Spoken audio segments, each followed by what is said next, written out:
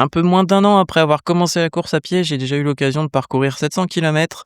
J'ai eu l'occasion de faire 3 courses officielles, un semi-marathon que j'ai fait en avril 2026 et 2 10 kilomètres, dont un en moins de 50 minutes, qui est actuellement ma plus belle performance, on va dire, à ce niveau-là. Mais au-delà des chiffres, j'ai surtout envie de te partager tout ce que j'ai eu comme bénéfice à intégrer la course à pied dans un quotidien qui était avant tout rythmé par les séances d'escalade et de renforcement musculaire. Donc vraiment zéro cardio depuis un bon paquet d'années, à part un peu de vélo taf, mais vraiment il n'y avait pas de structure d'entraînement, pour travailler le cardio, on va dire, et j'en ai retiré énormément de bénéfices et c'est ce que j'ai envie de te partager aujourd'hui. Concrètement, sur une semaine un peu type, on va dire, même si je suis pas fan de ce mot-là parce que les semaines type, ça n'existe pas dans la vraie vie. Concrètement, je vais avoir 1 à 2 séances d'escalade où je vais simplement faire du mouvement, bouger sur le mur. Ma priorité, depuis maintenant plusieurs mois, c'est la course à pied, donc l'escalade est forcément arrivée au second plan. Et comme elle est arrivée au second plan, j'y mets vraiment actuellement très peu d'intensité. C'est juste du conditioning sur le mur. Donc je continue de grimper, mais je grimpe différemment. Je fais beaucoup de blocs, parce que c'est le plus simple pour moi à intégrer dans ma vie, tout simplement, mais je fais beaucoup de blocs faciles. C'est tout simplement comme si je faisais tout le temps de l'endurance fondamentale en course à pied. Donc quasiment jamais d'intensité, que des blocs que je maîtrise. C'est juste que je vais pas aller chercher l'intensité avec des blocs plus difficiles, mais plutôt faire plein de blocs faciles, mais avec moins de repos, par exemple, pour continuer à garder un semblant d'intensité, mais moins dans le côté traumatisant pour le corps, mais plutôt, gérer son effort et cetera. Donc c'est légèrement différent, mais moi, c'est ce qui me convient. Je reviendrai un petit peu après dans la vidéo. Ensuite, il y a la partie course à pied, donc ça, c'est vraiment ça a évolué au cours du temps, au cours des différents mois, bien sûr. Au début, c'était deux séances par semaine, puis 3, parfois ça a été 4, voire même 5. Mais dans l'idée, il faut idéalement que je cours autant de kilomètres sur la semaine et ensuite je le répartis. Et c'est pas parfait, c'est peut-être pas toujours la séance idéale avec mon fractionné par-ci, puis ma séance qui est censée durer 55 minutes par là. C'est plutôt, j'essaye de caler, OK, ce jour-là, j'ai l'opportunité de faire un aller-retour, en courant pour, pour aller à l'escalade, par exemple. Ça va me faire 10 kilomètres. J'avais une séance qui était prévue, à 7 kilomètres, bah, ça m'en fera un petit peu plus là, mais j'en ferai un peu moins dans une suivante. J'avais une séance longue qui était prévue, de 14 kilomètres et ben en fait, j'aurais pas le temps cette semaine et ben je vais me faire 2 séances de 7 kilomètres. C'est pas parfait, mais ça respecte le volume. J'essaye au maximum de respecter la progressivité et donc ça me permet aussi de l'intégrer plus facilement parce que, bah, la course à pied, c'est quand même beaucoup plus accessible. T'as pas besoin de matos, t'as juste besoin de tes chaussures, tu vas courir, que tu sois en vacances ou non. Quand j'étais en congé, quand j'ai pris des temps off, bah, j'en ai profité pour aller courir. J'avais pas besoin de salle, et ça me permettait en plus de me balader un petit peu, donc vraiment super simple. Et le renfo, par rapport à avant, ce qui a beaucoup changé, c'est que j'intègre vraiment des exercices un peu à l'opportunité, par-ci par-là. Je les intègre en général, dans mes séances d'escalade. Avant mes séances d'escalade, ça me permet de faire mon renfo. Vu que je grimpe avec moins haute intensité, ça me permet d'avoir quand même suffisamment d'intensité sur le renfo pour que ce soit efficace et qu'il y ait des adaptations et que je me sente plus fort sur la durée. Et en même temps, ça me permet de les inclure par-ci par-là dans ma semaine beaucoup plus facilement. Donc en général, j'ai 5 à 6 exercices dans ma semaine de renfo que je distille par-ci par-là. Ça peut aussi très bien être le soir, je reviens du taf, en général je reviens à vélo, bah, je vais me faire peut-être une série de pistol squat, ça fait une série. Si je suis en forme, bah, j'en ferai peut-être 2 et puis, ça veut dire que vu que j'essaye toujours d'avoir minimum 5 séries par exercice, bah, j'aurais plus qu'à en mettre 3 dans ma semaine et voilà. C'est aussi simple que ça. C'est une méthode qui me convient parce que ça me permet de distiller du mouvement au quotidien, en fait. Avant, je voyais beaucoup le côté: «Je suis sportif, j'ai ma séance de sport, c'est de telle heure à telle heure et ensuite je suis au repos». Maintenant, j'essaie plutôt de distiller du mouvement, tout simplement pour me sentir bien au quotidien. Je trouve que c'est vraiment le côté sédentaire qui casse pas mal de choses parce que t'es moins en forme, t'es plus en dilettante en attendant ta séance de sport et du coup ta séance de sport elle est très intense pour compenser. Maintenant je préfère avoir quelque chose de plutôt modulé et l'intensité que je mets, elle est très spécifique à certains moments de ma programmation pour la course à pied et elle est dédiée uniquement à la course à pied, l'intensité. Priorité, c'est vraiment du coup la course à pied, c'est ça qui donne le rythme de ce que je fais autour. Le renforcement musculaire qui est là pour vraiment, protéger les articulations, faire en sorte que je puisse grimper ou courir en de bonnes, conditions et l'escalade, c'est vraiment là pour le côté plaisir, être actif me renforcer légèrement, mais surtout m'éclater sur le mur sans aucune pression de cotation ou quoi que ce soit. Donc ça fait un gros chamboulement par rapport à avant, parce que du coup, je m'anime plus sur: «Est-ce que j'ai sorti tel bloc?» Je m'anime plus sur, «Faut que je renforce les doigts, faut que je renforce ceci, faut que je renforce cela». Je suis plus en mode, je prends mon kiff sur le mur, je réussisse ou je réussisse pas un bloc, j'en ai vraiment rien à foutre, tant que j'ai bougé. Je m'anime plus sur un temps de mouvement sur le mur. Alors je sais que ça va certainement pas plaire à grand monde, mais là c'est pas le but. Le but c'est juste que je te partage ma pratique actuellement, pourquoi elle me convient et comment j'ai réussi à l'adapter au fur et à mesure. J'ai envie de te partager ça parce que ça fait un moment que je grimpe maintenant, bientôt 9 ans, et la course à pied pendant longtemps ça m'avait rebuté. Donc je l'en avais fait un peu comme tout le monde, courir, quelques kilomètres par-ci par-là, mais jamais de manière sérieuse. Ce qu'il faut comprendre, c'est pourquoi j'ai commencé. Pourquoi je me suis mis à la course à pied alors que je grimpais 2, 3, voire 4 fois par semaine déjà, que j'avais une pratique de renforcement musculaire qui passait par la calisthénie, du renforcement musculaire plus classique avec, des poids ou des élastiques.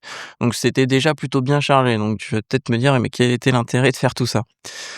Le contexte, c'est que, quand j'ai commencé la course à pied, j'arrivais un peu dans une phase de démotivation légère au niveau d'escalade. Ça fait un moment que je grimpe, quand même 9 ans. L'an dernier, j'ai réussi, un objectif qui me tenait à cœur depuis longtemps, faire mon premier CETA à Fontainebleau. Certains y arrivent en 2 ans, certains en 6 mois, d'autres y arrivent en 7-8 ans, comme moi par exemple. Une fois que je l'ai obtenu un peu ce résultat, bah, il y a eu un peu un coup de petit moment de flottement, un petit vide, en mode, est-ce que j'y retourne pour, faire plus encore ou faire différent? Ou, est-ce que en fait, ce serait pas temps aussi de tester d'autres choses, quoi? Parce que ça prend du temps de progresser quand tu es déjà, on va dire assez avancé dans un sport. Donc, clairement, je suis loin d'être, haut niveau en escalade. C'est un niveau correct, correct plus plus, on va dire. C'est très difficile de dire, d'estimer son niveau. Du 7A, c'est un bon niveau, je pense qu'on peut le dire quand même. Tout ça pour dire que, c'est une sensation que tu connais peut-être, mais une fois que tu as atteint un objectif, il y a un peu ce moment de flottement et ça a un peu joué, clairement. Parce que l'escalade, ça m'a énormément apporté au cours des différentes années d'activité, de pratique et cetera. Mais, je me voyais pas encore, continuer à investir autant de temps et d'énergie pour progresser, dans ce sport, en tout cas à court terme. Parce que ça demande un investissement vraiment, très spécifique, très important et ça commençait tout simplement à me peser. Ce qui est un peu dommage quand tu fais une chaîne d'escalade clairement, mais pour le coup, ça m'a permis de grandir aussi sur pas mal de choses, je te partagerai ça après. Donc le truc par exemple, un exemple concret de logistique qui est relou pour l'escalade, c'est travailler les doigts. Parce que c'est important quand tu arrives à un certain niveau d'avoir des doigts qui sont, forts, pour pouvoir tenir des réglettes de plus en plus fines, de plus en plus dures et franchement, travailler les doigts, à la maison, sur une poutre, sur un agrès, c'est faisable. C'est que des choses que j'ai fait et que je fais beaucoup et j'en ai déjà parlé dans certaines vidéos. Le truc, c'est que ça commençait à me saouler de faire ça alors qu'il faisait beau dehors et de m'enfermer à l'intérieur, que ce soit dans une salle ou chez moi pour, travailler les doigts alors que, bah, dehors il faisait beau et que j'avais envie d'être dehors. Ça, c'est un truc tout bête, mais l'envie d'être en extérieur, parce que c'était en été, l'an dernier que j'ai commencé à courir, ça me donnait plus envie, ça me faisait plus kiffer que de me sentir un poil plus fort, sur les réglettes au fur et à mesure. Et le 2e côté logistique, c'est que grimper en extérieur dans le nord de la France, bah, Fontainebleau, c'est quand même à 3 heures et demie de route. Quand tu as un boulot à côté, bah, c'est pas un truc que tu fais toutes les semaines, c'est pas un truc que tu fais tous les week-ends et puis de la même manière, niveau matos, ce qui est moonboard et cetera, il y en a qu'un seul dans la métropole lilloise. Pareil, ça me saoulait de devoir aller spécifiquement dans cette salle-là pour faire du moonboard ou faire du spray wall parce qu'il y a pas non plus beaucoup de spray wall dans la métropole lilloise. Bref, côté logistique, c'était important pour moi. Et les courses à pied et ce qui est vraiment cool, il suffit d'enfiler tes chaussures, tu vas courir, tu dehors, tu profites. Au début, c'est difficile, clairement, les premières semaines, c'est pas simple, les premières sorties, les points de côté et cetera, tu te ressens nul, vraiment. Mais le fait de repartir en mode débutant, c'est aussi tellement kiffant parce que tu te sens très vite progresser. Et donc vraiment, que ce soit niveau logistique ou niveau, sensation qui évolue dans le sens positif très rapidement, ça m'a fait un bien fou par rapport à l'escalade où je me sentais stagné et que je savais que dans tous les cas, si je voulais continuer à performer, il fallait que j'y dédie beaucoup, beaucoup, beaucoup de temps Et donc forcément là, ressentir des gains, rapidement, sentir aussi, de la confiance qui vient, j'avais jamais couru un 10 kilomètres sans m'arrêter, jusqu'à présent. Bah, au final, j'ai réussi à le faire et tu vois, ça a été un très grand accomplissement pour moi, tout simplement. Et ça paraît débile dit comme ça, parce que quand tu te renseignes sur un sport, maintenant on te parle de marathon, préparé en même pas 6 mois, on te parle d'ultra trail, d'ultra performance et cetera. Et toi tu te dis: «Bah, en fait, je suis fier d'avoir fait un 10 kilomètres» et bah, franchement, ça change aussi un truc côté mindset. Et donc là, j'ai envie de te partager ce que la course m'a appris, que j'avais pas forcément appris par l'escalade. Peut-être que si ça avait été inversé l'ordre et que j'avais commencé par la course à pied et que j'avais découvert l'escalade après, l'ordre aurait été inversé. Mais en tout cas, j'ai envie de te partager mes apprentissages. Il y a un truc qui est vachement important qu'on a du mal à faire à présent, c'est, notre corps nous parle, mais on sait pas l'écouter. En escalade, je trouve que on peut très vite oublier de l'écouter parce qu'on est focus sur l'objectif, arriver en haut du bloc, arriver en haut de la voie et on met un peu en sourdine tout ce que notre corps nous dit pendant le moment de la pratique. Parce qu'il y a plein de stimuli. Il y a la peur, il y a l'appréhension, il y a le fait de s'engager sur les mouvements, il y a le fait de pas être loin du dernier mouvement ou du mouvement qui te paraît compliqué, de te dire qu'il suffit de serrer un peu plus. Bref, il y a plein de choses qui font que ton cerveau est focus sur le fait de vouloir aller plus haut. En tout cas, moi, il fonctionnait et il fonctionne encore comme ça. Moins maintenant, mais il fonctionnait beaucoup comme ça. Mon objectif, c'est cette prise-là, je vais tout donner pour aller sur la suivante. Et c'est normal, c'est logique. Le truc, c'est que ça fait taire beaucoup de signaux et ce qui a fait que j'ai eu, je trouve, beaucoup de problématiques, derrière dans ma pratique et en dehors parce que j'ai eu beaucoup de mal à apprendre à écouter mon corps. Bah, en course à pied, c'est totalement différent parce que quand tu cours, vu que c'est très répétitif comme geste, tu vas très vite être mis face à tes limites. Le premier, je pense que tu le connais, le plus classique, le point de côté. Ton souffle, au début, tu as du mal à le trouver, tu sais pas trop comment te gérer et donc tu vas très vite avoir ce fameux point et ça m'a été c'est mes premières semaines, ça a été un peu ça. Parce que, bah, je partais certainement aussi un peu trop vite, comme tout le monde également au départ. Mais ça fait que ton corps, direct, il te dit: «OK, là, actuellement, ton point point de côté, ton travail, il est à faire sur ta respiration, il est à faire sur, le fait de courir plus lentement pour t'habituer juste au geste, trouver ton rythme et cetera, trouver ta foulée, même si elle est pas parfaite au début, on s'en fout, mais déjà, trouver un truc». Tu es obligé d'écouter ton corps et quand tu vas répéter plusieurs séances, tu vas très vite avoir, je trouve, d'autres messages qui vont être envoyés du genre: «Ah bah tiens, c'est mes mollets qui tirent. Ah bah tiens, c'est mon genou qui fait un petit peu mal peut-être parce que j'ai augmenté trop vite le volume», par exemple. Et ça, je trouve que en escalade, on l'a moins. C'est peut-être moi, hein, qui ai cette sensation-là, mais le fait que ce soit un sport très ludique fait qu'on peut vite oublier, d'écouter son corps parce qu'on a envie de venir déjà, parce que c'est cool, mais aussi que ton corps va beaucoup compenser. Donc si par exemple tu as un peu mal au doigt, bah, tu vas trouver un moyen, indirect ou direct, de rajouter des straps par exemple. Ou alors tu vas serrer un peu plus les prises main droite pour que ta main gauche, si c'est elle qui a un peu mal, bah, elle soit un petit peu moins sollicitée et donc continuer de grimper. Tu vas souvent trouver un moyen de compenser parce qu'il y a tout le corps qui travaille. Alors qu'en course à pied, c'est quand même principalement le bas du corps qui travaille et s'il y a un des 2 côtés qui est un peu en mode difficile, bah, tu vas pas courir à cloche-pied par exemple. Et donc tu vite mis en face de ta réalité: «OK, il faut que je travaille ça». Donc comment je me suis mis à la course à pied? Au début, j'ai commencé à courir, tout seul, sans vraiment me prendre la tête, sans vraiment réfléchir et forcément au bout d'un moment, j'ai voulu un peu organiser tout ça et je me suis mis à suivre une programmation via Campus Coach et ça m'a permis de vraiment déjà cadrer un peu l'ensemble. Donc avoir différents types de séances, avoir une idée des volumes par rapport à mon niveau et cetera et ça m'a permis déjà de savoir me cadrer de manière globale. Donc en général, je faisais 3 séances par semaine de course à pied et donc arrivé un moment où, bah, j'ai fait mon premier 10 kilomètres sans m'arrêter et ça, c'était une première victoire. Là, c'était plus une victoire sur la réalisation. Je m'en foutais du temps, je voulais juste faire 10 kilomètres. Puis après, forcément, tu as un petit côté personnellement, moi, j'ai un petit côté égo quand même, j'ai envie de voir ce que je vaux et donc il y a eu fin décembre, le 31 décembre, oui, je suis allé courir un 31 décembre. Je me suis dit: «Vas-y, j'ai envie de voir combien je peux faire sur, 5 kilomètres très rapidement. Entre parenthèses, à la base, je voulais faire 10 kilomètres très rapidement, mais pendant la course, je me suis dit: «Jamais je tiendrai ce rythme-là sur 10», donc j'ai fait 5. Et donc j'étais super content parce que j'ai fait un 5 kilomètres quand même plutôt rapide. Je te mettrai le temps juste ici parce que je me souviens plus exactement. Je crois que c'était de l'ordre des 22 ou 23 minutes, donc vraiment un très bon rythme pour, 4 ou 5 mois de course à pied. Franchement, j'étais très content. Mais forcément, bah, mon corps après il m'a beaucoup parlé parce que j'étais un peu trop vite. Donc il y a ce côté ego qui est là, que tu retrouves aussi en escalade, mais je trouve que ton corps, il te parle beaucoup plus fort, de manière beaucoup plus intense qu'en escalade. Parce que sur le coup, je me sentais fort niveau cardio.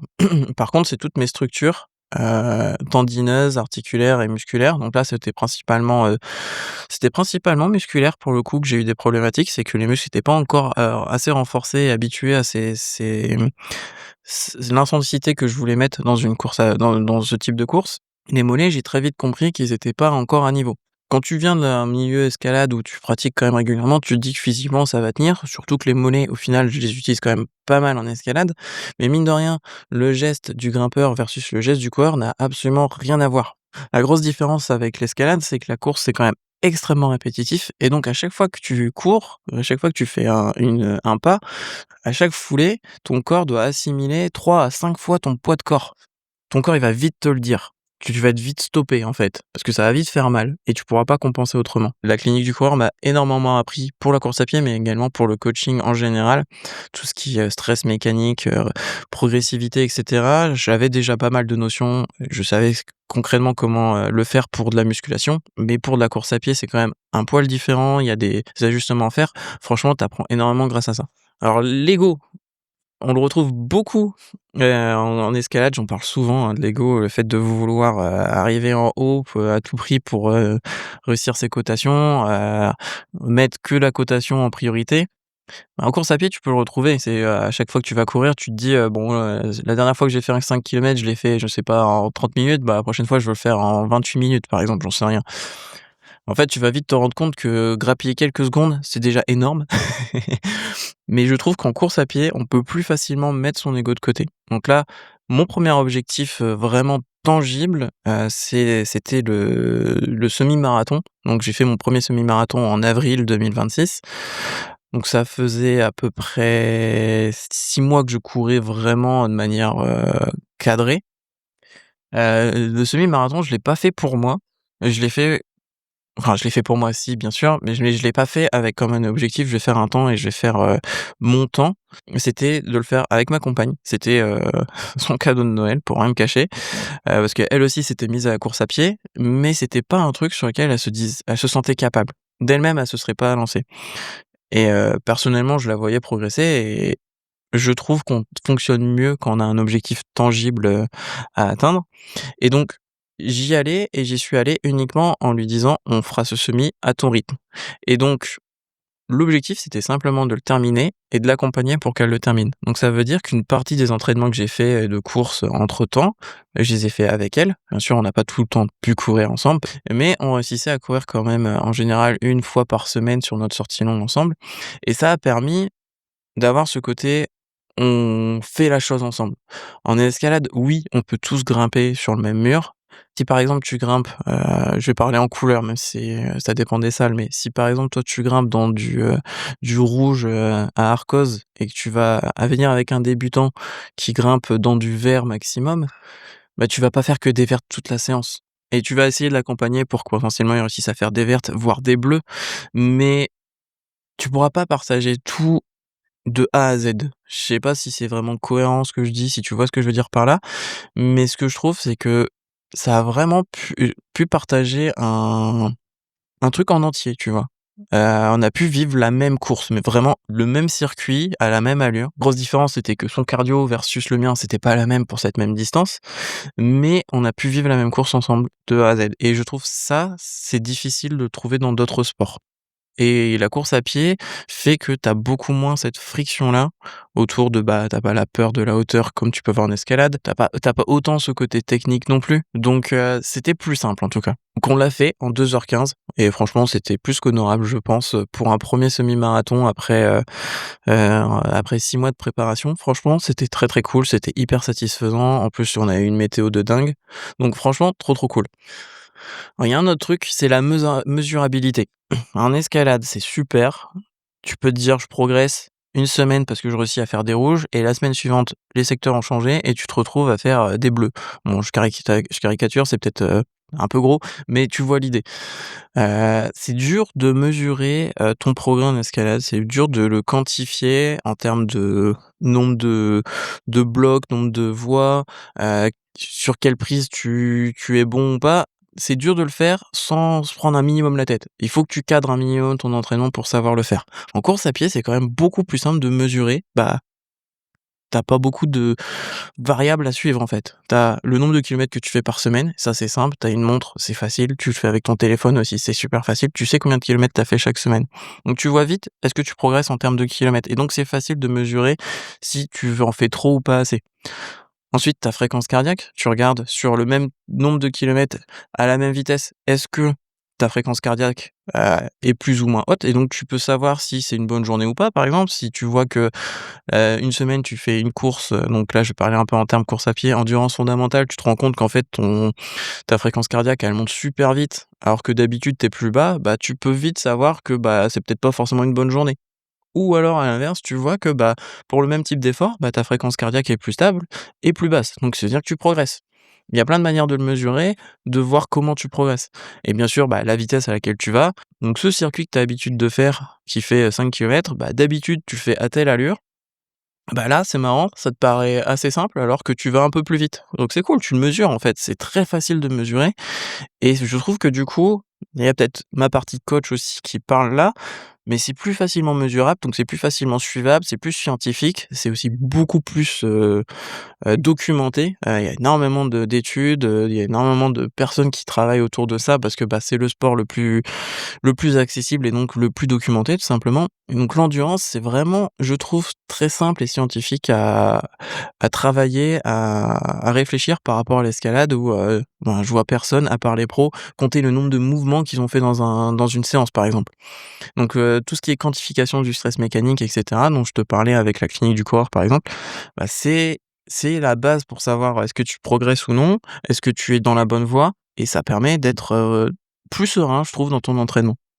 Ce que ça veut dire là-dedans, c'est que, le corps humain, franchement, c'est une machine incroyable parce qu'il s'adapte tellement à ce que tu lui fais, subir, que tu vois vraiment une évolution, que tu peux mesurer et c'est trop cool de voir que en quelques semaines déjà, tu peux sentir des adaptations que tu ressens et que tu mesures grâce à les kilomètres que tu as fait et que tu peux adapter. Bien sûr, il faut de la patience pour tout ça, il faut accepter que ça va se construire sur le long terme. C'est ce qui m'a permis, au final, en courant souvent à petite allure, sans me mettre dans le dur, réussir à faire un premier 10 kilomètres en moins de 50 minutes, ce qui est déjà un très bon rythme en course à pied. Alors oui, bien sûr, c'est très loin d'un Jimmy Gressier qui est en endurance fondamentale à 3,20, mais en même temps, c'est un professionnel. Donc là, je parle pour monsieur, madame, tout le monde qui a envie de progresser dans un sport. Tu peux très rapidement atteindre quelque chose de très honorable en mettant les efforts qu'il faut, mais sans y dédier ta vie. Tout ça pour dire que c'est que ça m'a appris plein de choses à titre perso en tant que sportif, mais également en tant que coach, parce que la charge, avant, je la voyais beaucoup à la semaine, tu vois? Essayer de définir la semaine idéale. C'est un reliquat de ce qu'on a eu à l'école, avec notre agenda de la semaine, avec, le lundi de 9 à 10, c'est maths, puis, de 10 à 11, c'est histoire géo et ainsi de suite. Je trouve que ça te met un planning rigide dans la tête et que dès que tu rates un truc, ça te met une pression de dingue, alors qu'en fait, le plus important pour moi, je trouve, c'est de réussir à garder de la flexibilité. En fait, c'est très simple de mettre du mouvement dans ton quotidien à partir du moment où tu sais ce dont tu as besoin. Et tout ça, c'est vraiment des choses qui prennent du temps à comprendre parce qu'il faut que tu fasses tes erreurs, faut que tu apprennes de tes erreurs, faut que tu assimiles ce qu'il faut, intégrer, concrètement pour toi, dans ton quotidien, par rapport à tes limites également.